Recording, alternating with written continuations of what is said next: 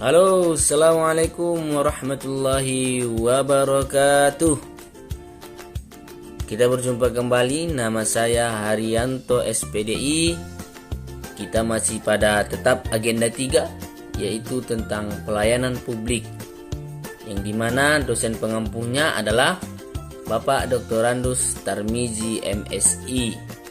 Kali ini tugas yang diberikan oleh beliau adalah masih tetap pembuatan video menjawab soal-soal yang diberikan oleh Bapak Tarmizi MSI. Oke, langsung saja.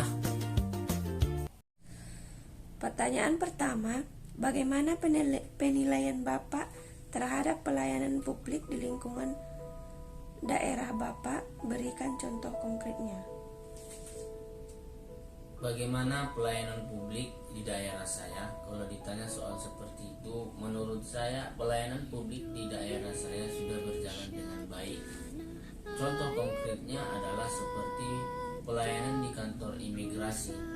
Ketika itu saya datang ke kantor imigrasi dalam rangka pengurusan pembuatan paspor, maka saya melihat pelayanan yang diberikan adalah sudah berjalan dengan baik. Contohnya adalah ketika kita datang seperti situ, yang pertama kali kita lakukan adalah pendaftaran secara online. Setelah itu maka mereka layani dengan membuat seperti antrian untuk pembuatan paspor. Contoh konkret yang kedua adalah ketika saya datang ke rumah sakit umum.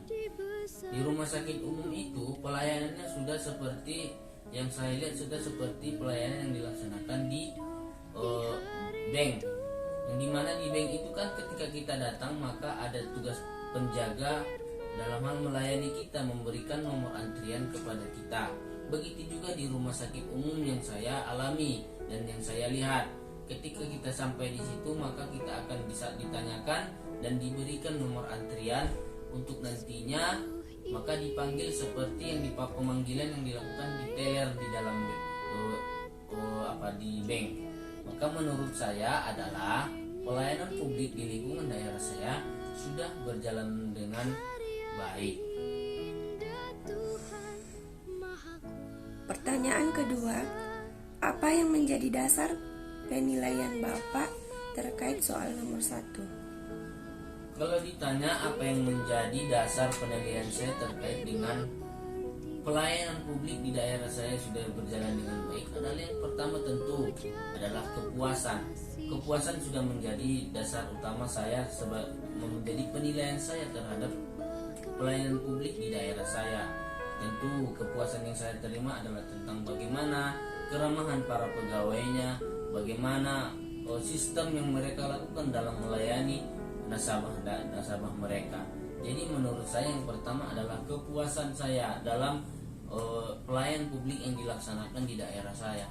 Yang kedua tentu tidak terlepas dari 9 prinsip dasar pelayanan publik yang mereka lakukan. Menurut saya mereka sudah sesuai dengan 9 prinsip dasar pelayanan publik. Dan tentunya yang ketiga adalah sudah sesuai menurut saya dengan Undang-Undang Dasar Nomor 25 Tahun 2009 tentang pelayanan publik. Itulah jawaban terkait dengan apa yang menjadi dasar penilaian saya terkait dengan pelayanan publik yang ada di daerah saya. Pertanyaan ketiga, sebutkan pelayanan publik yang sudah baik di lingkungan Bapak bekerja.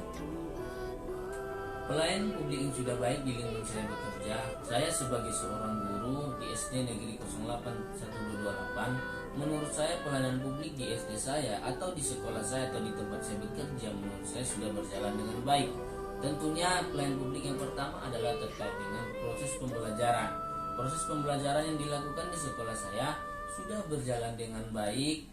Apalagi sekarang dalam kondisi pandemi COVID-19, pelayanan publik yang diberikan itu dilakukan secara daring.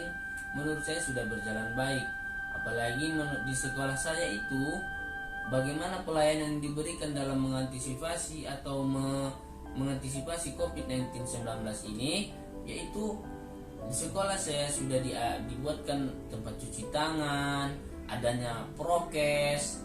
Itu menurut saya sudah pelayanan yang baik dalam mengantisipasi penyebaran COVID-19 dengan juga adanya pengumuman ataupun spanduk-spanduk yang memberikan pemahaman terkait dengan bagaimana kita tidak terjangkit atau tertular oleh COVID-19. Jadi menurut saya pelayan publik yang dia ada di sekolah atau di tempat saya bekerja sudah berjalan dengan baik. Hanya saja kalau ditanya itu belum sempurna, hanya saja terus dilakukan penyempurnaan dan perbaikan.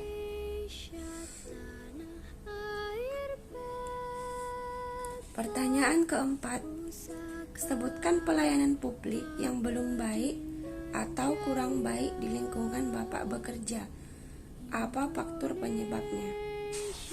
Menurut saya, pelayanan publik yang kurang baik di sekolah saya atau di tempat saya bekerja adalah seperti ada musola.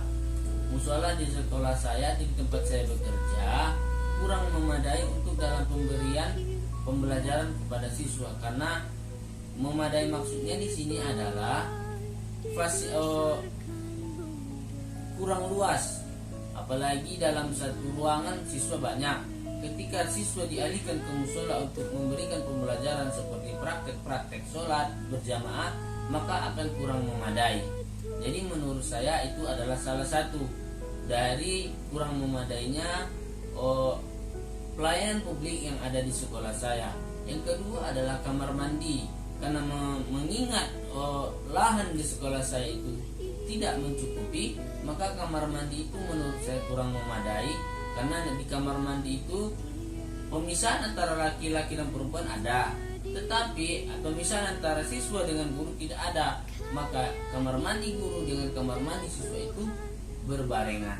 Menurut saya itu adalah pelayanan publik yang sudah ada, tetapi menurut saya kurang sempurna dan terus akan dilakukan perbaikan atau pemperluasan terkait dengan pelayanan publik yang kurang baik di tempat saya bekerja. Pertanyaan terakhir, apa gagasan Bapak ataupun inovasi untuk memperbaiki pelayanan publik yang masih kurang baik tersebut? Sudah saya terangkan tadi di atas terkait dengan kurang baik pelayanan publik di tempat saya bekerja.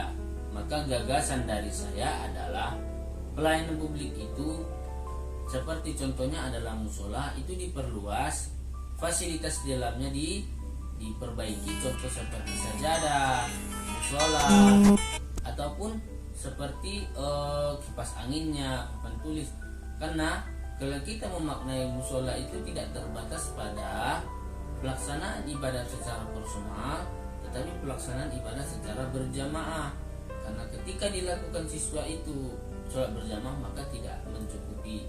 Jadi menurut saya pelayanan publik yang pertama ini seperti musola adalah dilakukan perluasan, dilakukan kelengkapan, dibuatkan adanya seperti kipas angin untuk demi kenyamanan berada di dalam musola. Yang kedua seperti tadi kamar mandi, dibuatkan kamar mandinya yang lebih memadai, walaupun tidak banyak tetapi lebih memadai. Seperti contohnya kamar mandi guru dengan kamar siswa kalau bisa dibuatkan pemisahan. Mungkin itu bisa yang saya jawab terkait dengan soal-soal yang diberikan oleh Bapak Pengampu Dr. Andus Tarmizi MSI. Mudah-mudahan jawaban ini dapat menjadi atau tepat sasaran terkait dengan apa yang Bapak Tarmizi inginkan. Mungkin kita sudahi saja. Wabillahi taufiq wal hidayah.